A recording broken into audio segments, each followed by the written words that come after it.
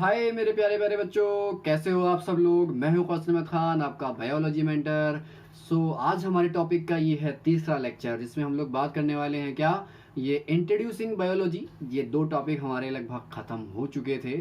ठीक है, आज हमारा इसका आखिरी मतलब लास्ट लेक्चर है, जिसमें आज हम लोग बात करने वाले हैं क्या, मोस्ट ऑफ जो ब्रांचेस है बायोलॉजी की, उसकी हम लोग यहाँ पर डिस्कशन करेंगे।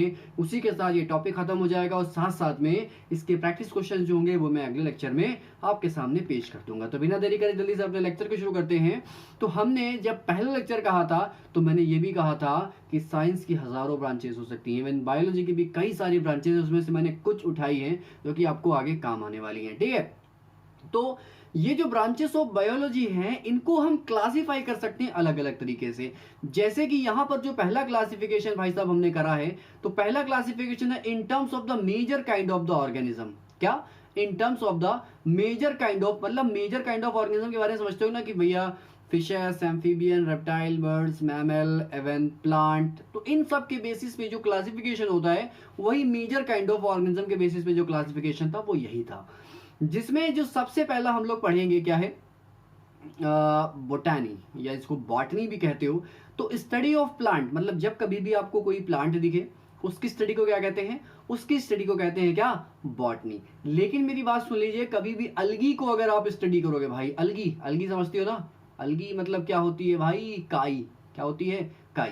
तो इसकी स्टडी के लिए आप क्या कभी भी बॉटनी टर्म का इस्तेमाल नहीं करेंगे। ठीक है, हाँ बॉटनी के अंदर ही आती है ये, लेकिन बॉटनी स्टडी ऑफ प्लांट आप नहीं बोलेंगे। अलगी के लिए हम क्या करेंगे, अलगी के लिए हम लोग अलग टर्म इस्तेमाल करेंगे। ठीक है, देखो जूलॉजी मतलब जब कभी भी आप एनिमल्स की स्टडी कर रहे होगे तो वो कहलाएगा क्या, जूलॉजी।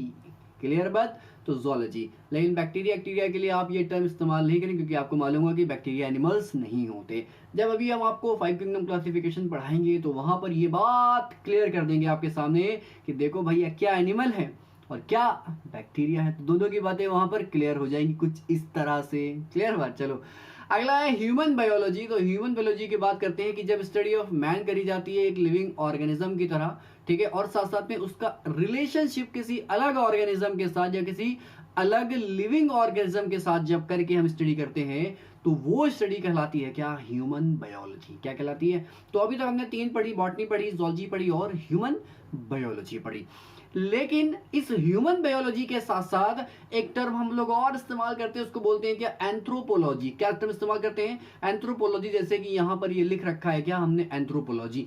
एंथ्रोपो का मतलब होता है मैन और लोगोस का मतलब होता है स्टडी। तो ग्रीक में जो टर्म दिया है एंथ्रोपोलॉजी को, अगर हम उसी को तोड़ लें इंग्लिश में तो उसका कुछ मीनिंग ऐसा निकल आ जाता है कि एंथ्रोपो का मतलब होता है मैन और लोगोस का मतलब होता है स्टडी, मतलब इंसानों की स्टडी करना। तो अगर study of man and human society comes under anthropology. तो ह्यूमन सोसाइटी है और मैन, इन दोनों की स्टडी जो होती है वो कहां पढ़ते हैं हम लोग, एंथ्रोपोलॉजी। तो एंथ्रोपोलॉजी ग्रेजुएशन के बाद एक अलग सब्जेक्ट बन जाता है, मास्टर्स में, एमएससी में अलग सब्जेक्ट बन जाता है। तो खैर ये हमारी जो मेजर ऑर्गेनाइजेशन के बेसिस पे थी, जो भी उन्होंने बात करी in terms of the major kind of organism, तो उसके बेसिस में हमने 3 टर्म इस्तेमाल करे, botany, zoology and human biology. उसके अलावा हमने एंथ्रोपोलॉजी का भी यहां पर इस्तेमाल किया जो हमने बताया। ठीक है, अब आ जाइए भैया, जो स्पेशल ग्रुप ऑफ ऑर्गेनिज्म है, तो स्पेशल ग्रुप ऑफ ऑर्गेनिज्म मतलब इनको अलग से ही पढ़ा जाता है, तो उनका कुछ अलग ही मजा होता है। ठीक है, देख के ही कुछ समझ गए होंगे आधे बच्चों कि हम लोग इसमें किसकी किसकी स्टडी करते हैं। उनके नाम से ही क्लियर हो जाता भाई साहब कि किसकी स्टडी यहाँ पर होने वाली है। जैसे कि पहला टर्म है आपके लिए क्या, बैक्टीरियोलॉजी। पहला टर्म क्या है आपके लिए, बैक्टीरियोलॉजी। इसमें आप किसकी स्टडी करोगे, बैक्टीरिया की, कि भैया बैक्टीरिया का शेप कैसा होता है, बैक्टीरिया का मोड ऑफ न्यूट्रिशन कैसा होता है, बैक्टीरिया का रिप्रोडक्शन कैसा होता है, बैक्टीरिया का हैबिटेट क्या होता है, बैक्टीरिया का नीके क्या होता है। तो इन सब की बात आप कहाँ करते हो, बैक्टीरियोलॉजी में। और बैक्टीरिया कौन कौन से इन्फेक्शन कर देते हैं, तो भैया ये सब भी आप यहीं पर पढ़ते हो। इसके अलावा वायरोलॉजी में आप क्या करोगे, जो सेकंड दे रखा है, क्या दे रखा है, सेकंड दे रखा है भाई साहब वायरोलॉजी, मतलब वायरसेस की स्टडी। तो देख लो भैया पहला डायग्राम बैक्टीरिया का बना, देख लो भैया बैक्टीरिया कैसे देखते हैं, तो ये डायग्राम भैया ने बैक्टीरिया का बना रखा है। इसके अलावा भाई साहब ने वायरस का डायग्राम भी आपके सामने पेश कर दिया है। तो अगला है माइकोलॉजी। माइकोलॉजी में आप किसकी स्टडी करते हो, फंजाई की। किसकी स्टडी करते हो, फंजाई की। याद रखिएगा कि माइकोलॉजी में भाई फंगोलॉजी को ही मत बोल देना कि भैया फंगोलॉजी बोल दो, फंगस लगा के लॉजी लगा दो फंगोलॉजी। फंगोलॉजी नहीं कहा जाता, इसके एक अलग नाम है, क्या है, माइकोलॉजी। तो this is technical term for the study of fungi. Okay, अगला है जब कभी आप इंसेक्ट की, देखो भैया ये फंजाई का डायग्राम भी बना है, ठीक है, लग रहा होगा दूर से ब्रेड रेड रखी है, बन रखे हैं, ऐसा कुछ नहीं, मक्खन लगे हुए, ये फंजाई है जो कि भैया निकल रही है कहाँ पर, ये खेतों वेतों में या जंगलों में निकल आती हैं, ठीक है, ये देख लो मशरूम की तरह लग रही है। अगला है इंसेक्ट की स्टडी को क्या कहते हैं, इंसेक्ट की स्टडी को कहते हैं क्या, इंटोमोलॉजी, ठीक है। अभी एक आगे चल के आपको एक टर्म पढ़ने को मिलेगा इंटोमोफिली, ठीक है। तो अभी तो हमने इंटोमोलॉजी बताया कि इंसेक्ट की स्टडी को क्या कहते हैं भाई साहब, इंटोमोलॉजी। इसके अलावा जो फिशेस होती हैं, फिशेस की स्टडी को इथियोलॉजी कहते हैं, क्या कहते हैं, इथियोलॉजी, ठीक है। आप कुछ भी इथियोलॉजी बोल लो, कुछ भी बोल लो, आपको जो प्रोनाउंस हो सके, जहां पे स्पेलिंग आपकी गलत ना, लेकिन नॉर्मली इसको इथियोलॉजी कह देते हैं, जो कि पाइसेस मतलब फिशेस की स्टडी को कहते हैं क्या, इथियोलॉजी। तो ये हमारा नंबर 5वां था जो हमारा समाप्त हो गया। इसके अलावा हर्पिटोलॉजी जो होती है, हर्पिटोलॉजी जनरली जो रेप्टाइल्स होते हैं उनके लिए करते हैं, मतलब स्नेक्स हैं, लिजर्ड्स हैं, तो इन सब के लिए करते हैं। तो 6 नंबर पे हर्पिटोलॉजी, ये स्पेशल ग्रुप ऑफ ऑर्गेनिज्म है जिसकी हम लोग बात यहाँ पे कर रहे हैं। आगे है भैया जब बर्ड्स की स्टडी करी जाती है उनको बोलते हैं क्या, ऑर्निथोलॉजी। तो ये हमारा 7वां था ऑर्निथोलॉजी। बहुत ज़्यादा मैंने इसकी ब्रॉड क्लासेस नहीं बनाई है, बहुत ज़्यादा हमने यहाँ पर ब्रांचेस नहीं बनाई है। जिन ब्रांचेस की आपको ज़रूरत पड़ने, ऐसे ब्रांचेस बहुत सारी हैं, आप पढ़ते पढ़ते थक जाओगे, लेकिन जिनकी आपको ज़रूरत पड़ने वाली, मैंने सिर्फ क्या लिया है, मैंने सिर्फ उन्हीं ब्रांचेस का नाम लिया और उन्हीं को मैं डिस्क्राइब करते हुए चल रहा हूँ, ठीक है। अब स्टडी के अप्रोच से जो टर्म्स इस्तेमाल होते हैं, जो स्टडी के अप्रोच से मेनली मतलब स्टडिंग जो है उसके बेसिस पे, जैसे कि हम जब कभी भी जब किसी ऑर्गेनिज्म का सेक्शन काटते हैं, क्या काटते हैं, सेक्शन काटते हैं। अब सेक्शन काटते, जरा मेरी बात को समझिएगा, सेक्शन काटने का यहाँ पर क्या मतलब था, ठीक है। देखो भाई, जैसे कि मान लो कि ये कोई मतलब आप नॉर्मली देख लो कि ये कोई प्लांट है, मान लेते हैं कि ये कोई प्लांट था, ये भाई साहब कोई प्लांट लगा हुआ है, ये कोई प्लांट है। अरे लो बन गया भाई टेढ़ा मेढ़ा, मेरी आर्ट ऐसी है, ठीक है। अब आपने क्या करा कि इसमें जो भी मतलब स्टेम है, आपने स्टेम को काटा, ऐसे काटा, और स्टेम को काटने के बाद क्या करा, आपने इस सिस्टम को ऐसे करके देखा।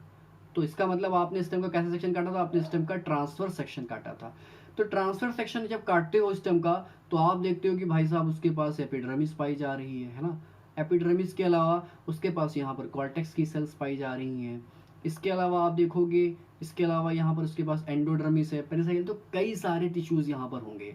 तो जब ऐसे स्टडी की बात आती है तो इसमें आप नॉर्मली क्या करते हो कि मतलब किसी भी ऑर्गेनिज्म का क्या करते हो, क्रॉस सेक्शन काटते हो, ठीक है। क्या काटते हो, किसी भी ऑर्गेनिज्म का क्रॉस सेक्शन काटते हो, और क्रॉस सेक्शन उसी को क्रॉस स्ट्रक्चर भी कह सकते हैं। उसके बाद उसको देखते हो कि उसमें क्या क्या मौजूद है, वही कहलाता है क्या, उसकी एनाटॉमी। मतलब अगर आप मेरा हाथ यहाँ से काटो और हाथ काटने के बाद इसकी स्टडी करो, तो देखो इसमें कौन कौन से टिश्यू मौजूद हैं, तो इसको बोलते हैं क्या, एनाटॉमी। इसके अलावा जो अगला टर्म हमने पहला तो यहाँ पे टर्म खत्म कर लिया, मतलब अप्रोच ऑफ स्टडी के बेसिस पे चल रहा था। अगला है मॉर्फोलॉजी। कोई भी प्लांट, कोई भी एनिमल एवं कोई भी लिविंग ऑर्गेनिज्म बाहर से दिखने में कैसा है, उसका फॉर्म ऑफ स्ट्रक्चर कैसा है, इसकी स्टडी जो होती है वो कहलाती है क्या, मॉर्फोलॉजी। तो आप जब मेरी मॉर्फोलॉजी पढ़ोगे तो कहोगे कि सामने वाला बंदा चश्मा लगाता है, उसके थोड़े छोटे छोटे बाल हैं, है ना, उसके चेहरे पे थोड़ी सी बियर्ड है, मोस्ट्रिच है ना, तो यही सब तो बताओगे। तो हमारे एक्सटर्नल फीचर्स ही तो बताओगे कि उसके 2 हाथ हैं, उसके 2 पाँव हैं, उसके 2 कान हैं। तो ये जब स्टडी होती है, जब आप इसके क्या एक्सटर्नल स्ट्रक्चर की स्टडी, एक्सटर्नल स्ट्रक्चर के फॉर्म की स्टडी करते हो, उसी को कहते हैं भाई साहब क्या, मॉर्फोलॉजी। अगला है भाई क्या, हिस्टोलॉजी। तो हिस्टोलॉजी में क्या होता है कि कोई छोटा सा सेक्शन, आप क्या करो, आप यहाँ से जैसे कि चीरा लगाओ, मेरा थोड़ा टिश्यू काट के ले जाओ, ठीक है। अब हम आपको कुछ और नहीं कह रहे, ठीक है, मैं समझ रहा आप साइंटिस्ट हो। आपने मेरा टिश्यू लिया और आप उस छोटे से टाइनी बाइट ऑफ टिश्यू की स्टडी आप कर रहे होगे किसके, कंपाउंड माइक्रोस्कोप की मदद से। तो वो स्टडी जो कहलाएगी वो कहलाएगी हिस्टोलॉजी। क्या कहलाएगी, हिस्टोलॉजी।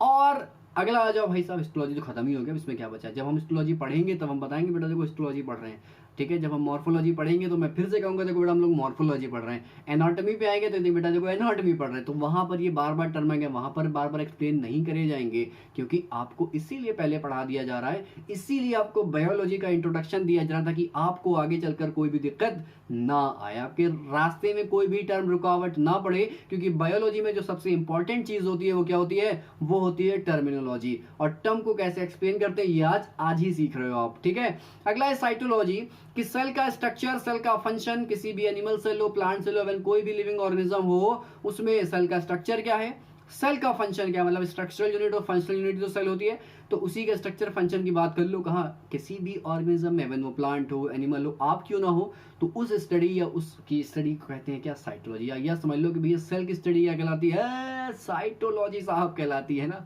समझ में आया होगा। अगला है फिजियोलॉजी। देखो भाई साहब फिजियोलॉजी क्या है, correct the study of the function and the activity of the organism, और साथ साथ में उसके पार्ट, मतलब उसके ऑर्गन्स हो सकते हैं, उसके मतलब जो एक्सटर्नल ये मतलब अपेंडेजेस हैं ये सब हो सकते हैं, कि इनकी कार्य प्रणाली क्या है, ये कैसे फंक्शन करते हैं, उस ऑर्गेनिज्म की एक्टिविटी कैसी है, तो वो जो स्टडी आती है वो किसके अंडर आती है, वो आती है फिजियोलॉजी। अगली है एम्ब्रियोलॉजी, 6 नंबर पे आ जाओ, क्या एम्ब्रियोलॉजी। तो भैया आप सभी को मालूम है कि आप हो चाहे हम हो चाहे दुनिया का कोई भी ऑर्गेनिज्म हो, हर कोई एक सेल से ही बना है। मतलब एक सेल शुरुआत में आई थी, देन उसी सेल में ग्रोथ हुई, मल्टीप्लिकेशन हुआ, डिवीजन हुआ, डिफरेंशिएशन हुआ, देन आज हम लोग इतने बड़े बड़े प्रकट हो गए हैं और आपके सामने बैठे हुए हैं इस तरह से, ठीक है। तो एम्ब्रियोलॉजी में आप क्या करते हो कि जो एम्ब्रियोनिक डेवलपमेंट होता है, अब एम्ब्रियोनिक डेवलपमेंट भैया प्लांट में भी होता है, एनिमल्स में भी होता है, और भी अदर ऑर्गेनिज्म में होता नहीं होता है। तो वो जो एम्ब्रियोनिक डेवलपमेंट है, एम्ब्रियो का जो फॉर्मेशन है उसकी स्टडी करना, मतलब the study of the formation and the development of the embryo of the plant and animal, क्या कहलाता भाई, एम्ब्रियोलॉजी। एम्ब्रियो के फॉर्म, एम्ब्रियो के डेवलपमेंट की स्टडी करना है, वो प्लांट हो एनिमल हो, कहलाता है क्या, एम्ब्रियोलॉजी। अगला है भाई साहब क्या, एवोल्यूशन। क्या है, एवोल्यूशन। तो भैया जो ओरिजिन हुई है, ठीक है, डिसेंट ऑफ ऑर्गेनिज्म है, मतलब धीरे धीरे धीरे धीरे कैसे बनते चले गए, कैसे बढ़ते चले गए, कैसे ओरिजिन हुई, उसकी स्टडी को कहते हैं क्या भाई साहब, एवोल्यूशन। इसके लिए पूरा चैप्टर ही आपके सामने पेश कर दिया जाता है, एम्ब्रियोलॉजी के लिए पूरा चैप्टर, फिजियोलॉजी के लिए पूरा चैप्टर, कहाँ कहाँ भागोगे। अगला है जेनेटिक्स। अब देखो आपको मालूम होगा कि आपके माँ बाप से ही आप पैदा हो, आपके माँ बाप से ही आप बने हो, मतलब उन्हीं की कुछ सेल थी जिन्होंने आपको बनाया। अब आप में जो कैरेक्टर्स आए होंगे वो आपके माँ बाप के ही तो कैरेक्टर्स आए हैं, किसी और के तो कैरेक्टर आए नहीं, आपके माँ बाप के ही कैरेक्टर्स आपको मिले हैं, कुछ सिमिलर हैं कुछ डिसिमिलर हैं। तो उन सब की स्टडी जब होती है, मतलब वो कैरेक्टर जो ट्रांसफर हुए हैं फ्रॉम पेरेंट्स टू ऑफस्प्रिंग, अगर हम उनकी स्टडी करते हैं तो वही कहलाता है, कहाँ किसके अंडर आता है, जेनेटिक्स में। तो 7th एवोल्यूशन हो गया था, और 8 क्या हो गया था, 8 भाई साहब जेनेटिक्स हो गया था। ओके, सो अभी तक आपको यहाँ तक तो बात समझ में आई होगी, और लेक्चर अगर अच्छा लगा हो तो प्लीज यार लाइक शेयर करना, कमेंट करना मत भूलना, और कमेंट करके बताना जरूर कि लेक्चर आपको कैसा लगा, ठीक है, जिससे ताकि हमको और अंदर से साहस मिले और उत्साह मिले, ताकि आपके लिए और बिंदास बिंदास से लेक्चर बनाते रहे इसी तरह से, ठीक है। क्लास 9 का चल रहा है, चलने दो। अभी बायोलॉजी के बाद केमिस्ट्री भी आपको पढ़नी है, फिजिक्स भी आपको पढ़नी है, मैथ्स भी आपको पढ़नी है, उसके लिए अलग मेंटर्स हैं आपके लिए, ठीक है। चलो भाई आ जाते हैं बायोलॉजी की ही ब्रांचेस की थोड़ी और बातें कर लें, जो कुछ रिलेट करके होती है। एक या दो ऑर्गेनिज्म जब रिलेट कर रहे होते हैं तो उस दौरान, जैसे कि मॉर्फोलॉजी, एनाटॉमी, हिस्टोलॉजी भी हम बात कर चुके हैं, तो यहीं पर हमने इसके लिए एक फ्लो चार्ट बना दिया। जैसे कि अगर हम देखें कि जेनेटिक्स की जो जेनेटिक्स है, it is the branch of the biology, जिसमें हम बात करते हैं इनहेरिटेंस की। इसकी बात करते हैं इनहेरिटेंस की। तो इनहेरिटेंस क्या होता है कि माँ बाप से कैरेक्टर्स का जाना, कहाँ, बच्चों में, उसी को कहते हैं क्या, इनहेरिटेंस। क्या कहते हैं, इनहेरिटेंस, मतलब transfer of character from parents to इस offspring, this is called inheritance. और इनहेरिटेंस की स्टडी को आप नॉर्मली क्या कहोगे, जेनेटिक्स कहोगे। तो ये तो बात हो गई। अगला है क्या, पैरासिटोलॉजी, मतलब पैरासाइट्स की बात करोगे। आपको मालूम होगा कि पैरासाइट्स क्या होते हैं, जो किसी लिविंग ऑर्गेनिज्म को अपना होस्ट बनाए, उससे खाना ऑब्टेन करें और तोहफे में उसको बदले में क्या दे, बीमारी दे, वो कहलाते हैं पैरासाइट्स। तो उनकी स्टडी कहलाती है क्या, पैरासिटोलॉजी। तो दूसरी बात हो गई। अगला है कि किसी का भी रिलेशन उसके इन्वायरमेंट के साथ, मेरी बात करो तो मेरा रिलेशन मेरे इन्वायरमेंट के साथ क्या है, आपका रिलेशन आपके इन्वायरमेंट के साथ क्या है, एक गाय, भैंस, कैमल, हॉर्स, डॉग, रैट, इन सब का क्या रिलेशन है उनके इन्वायरमेंट के साथ। जब ये स्टडी करी जा रही होती है तो उसी को बोलते हैं भाई साहब क्या, इकोलॉजी। क्या बोलते हैं, इकोलॉजी। अगला है कि जब आप क्या करो कि इंटरप्रिटेशन करो किसी स्ट्रक्चर का, मतलब किसी का स्ट्रक्चर कैसा है, उसकी फॉर्म क्या है, ठीक है। तो ये सब, मतलब किसी एक्सटर्नल मॉर्फोलॉजी की बात करो, मतलब बाहरी स्ट्रक्चर की बात करो, तो उसी को कह देते हैं मॉर्फोलॉजी। हमने टर्म इस्तेमाल कर लिया था मॉर्फोलॉजी, ठीक है। अगला है कि किसी का क्रॉस स्ट्रक्चर की बात करो, ग्रॉस स्ट्रक्चर, टोटल स्ट्रक्चर कैसा है, सेक्शन काट के देखो, तो वो कहलाता है क्या, एनाटॉमी। क्या कहलाता है, एनाटॉमी। किसी के टिश्यू की स्टडी करो भाई साहब की टिश्यू किसी के कैसे हैं, सिमिलर हैं, डिसिमिलर हैं, वो कहलाती है क्या, हिस्टोलॉजी, जो कि 6 नंबर पे पढ़ रहे हैं। उसके अलावा सेल के स्ट्रक्चर की बात कर लो, सेल की फंक्शनिंग की बात कर लो, ठीक है, तो वो जो कहलाती स्टडी वो कहलाती साइटोलॉजी। तो ये भी हमारी बात हो गई। इसके अलावा जो लाइफ के प्रोसेसेस होते हैं कि लाइफ के प्रोसेसेस कैसे काम करते हैं, अब अगर कोई भी ऑर्गेनिज्म है उसमें जो कुछ भी स्ट्रक्चर्स मौजूद हैं उनकी फंक्शनिंग क्या है, अगर आप इसकी स्टडी करोगे तो वो कहलाएगा क्या भाई साहब, फिजियोलॉजी। और इसके अलावा एम्ब्रियोलॉजी की बात तो अभी हम यहां पर कर चुके हैं, और नीचे दे रखा होगा क्या, पैलिएंटोलॉजी। जब आप किसी के फॉसिल्स की स्टडी करते हो तो वो कहलाता है क्या, पैलिएंटोलॉजी। क्या कहलाता है, पैलिएंटोलॉजी। तो आई होप आपको इतनी बातें जो मैंने अभी आपको यहाँ पर प्रकट करी, आपके लिए पेश करी, तो आई होप आपको ये बातें सब समझ में आई होंगी। सो बच्चा लोग, यहीं पे आपका चैप्टर समाप्त हो जाता है। बहुत ज्यादा मैंने इसकी बातें नहीं ली है। अब बायोलॉजी से हमको क्या मिला, बायोलॉजी से हमको क्या फायदे हैं, इनकी बातें हम चैप्टर वाइज आते जाएंगे, टॉपिक्स आते जाएंगे, उसी में हम लोग बात कर लेंगे। लेक्चर को बहुत ज्यादा लेंदी नहीं बनाना है, क्योंकि मालूम है मेरे प्यारे प्यारे बच्चे ज्यादा देर लेक्चर में बोर हो जाते हैं, ठीक है। सो मिलेंगे आपसे अपने नेक्स्ट लेक्चर में, जिसमें हम लोग बात करेंगे क्या, यही जो हमने पढ़ा इसी की प्रैक्टिस हो जाएगी क्वेश्चंस के तौर पे। ओके, सो मिलेंगे आपसे अपने नेक्स्ट लेक्चर में। Till then bye bye, take care बच्चे लोग।